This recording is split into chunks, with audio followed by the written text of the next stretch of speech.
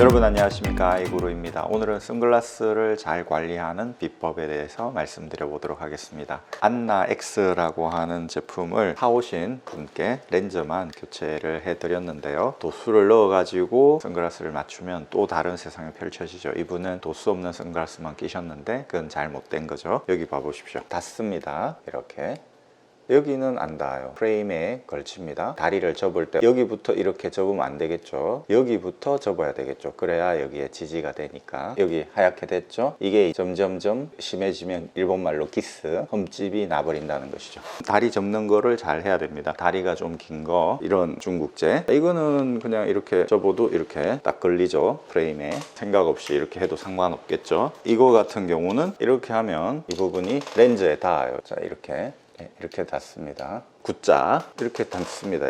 이렇게 한가운데는 아니지만 닿아버리죠. 이렇게. 이런 경우는 닦는 거 좀 큰 걸 달라고 하셔야 됩니다. 이런 거는 감싸도 작다 보니까 노출이 돼버릴 수가 있다는 것이죠. 이렇게 큰 걸 달라고 해가지고 완전히 감싸는 거죠. 그러면은 이 가해 부분도 이렇게 겹쳐지고 뭐 보기는 좀 그렇지만 이 선글라스를 완전히 감싼 다음에 다리 부분이 바깥으로 오게끔 이렇게 해야 된다는 것이죠. 또 한 가지 선글라스를 잘 관리하는 비법은 차에 두지 않는 겁니다. 차는 여름에 온도가 70도까지 올라가잖아요. 그 온도를 견딜 수 있는 선글라스는 별로 없죠. 그리고 렌즈 표면에 코팅 처리가 돼 있지 않습니까? 얼마 전에 어떤 분께서 선글라스를 맞춰 가신 지 몇 개월 안 됐는데 가져오셨어요. 고가의 렌즈를 넣었습니다. 미러 코팅까지. 표면이 흠집이 나 있고 막 이런 거예요. 그래서 아니 왜 이렇게 흠집이 많이 나셨습니까? 이랬더니 차에 뒀다는 거예요. 차에 두면 코팅이 다 까져버리죠. 논바닥에 가뭄이 들어가지고 쩍쩍 갈라지는 것처럼 쫙 갈라지는 겁니다. 반사된 조명을 이렇게 보면 달무리가 지듯이 그 조명 주위에 쭉 가 있는 걸 보게 되거든요. 그게 뭐냐면은 코팅이 까져버린 겁니다. 자기 안경을 닦아 보시는데 아무리 닦아도 깔끔하게 예전처럼 닦이지 않는 경우가 있어요. 그거는 보통 코팅이 까진 겁니다. 렌즈 수명이 다 된 거죠. 렌즈 교체를 해야 됩니다. 어떤 분들 오셔가지고 코팅 이거 제거하고 다시 코팅할 수 없어요. 그런데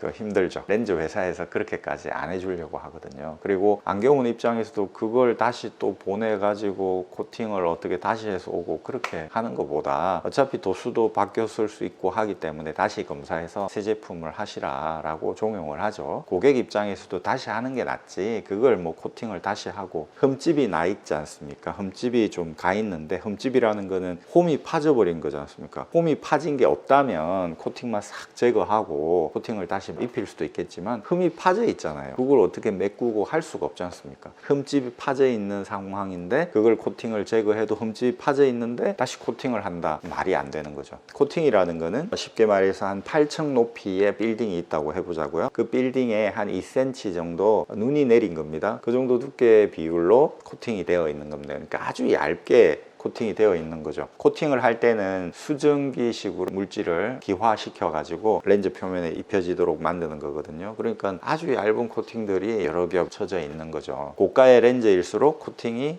여러 겹 되어 있다라는 것입니다. 그게 유지가 되어야 되는데 70도까지 열이 올라가는데 그게 어떻게 유지가 되겠습니까? 쉽게 말해서 비닐이라고 보시면 되겠죠. 아주 얇은 비닐이 입혀져 있는데 온도가 높아지면 그게 남아나겠습니까? 차에는 절대 두시면 안 됩니다. 선글라스를 잘 유지하는 비법 첫 번째가 차에 두지 마시라. 아저씨들은 이렇게 말하죠. 다시방에 넣어놨는데 이러잖아요. 공구 박스 거기다 넣어놨다는 거죠. 그런데 한여름에 차 안에 온도가 70도가 될 때 그 공구 박스 안에 온도는 몇 도일까요? 거기도 70도죠. 거기 뭐 스티로폼 같은 거 단열재가 뭐 있습니까? 전혀 없지 않습니까? 아무 의미가 없는 거예요. 그 안에 넣어두는 게. 아주 고가의 차가 되어가지고 거기 냉장고가 있다면 그 냉장고도 뭐 아주 차갑게 하는 냉장고면 안 되겠죠. 그러면 냉장고에서 꺼낼 때 이미 온도 차이 때문에 코팅의 균열이 가버리겠죠. 뜨거운 곳에서 일하시는 분들도 코팅이 잘 까져버리죠. 제 고객 중에 한 분이 치킨집을 하셔요. 뜨거운 불 앞에서 구워야 되지 않습니까? 코팅이 아무리 좋은 렌즈를 해도 코팅이 6개월을 못 버티더라고요. 냉동고 안에 들어가서 일하시는 이런 분들, 그러니까 이런 분들도 코팅이 남아나질 않아요. 김치 냉장고처럼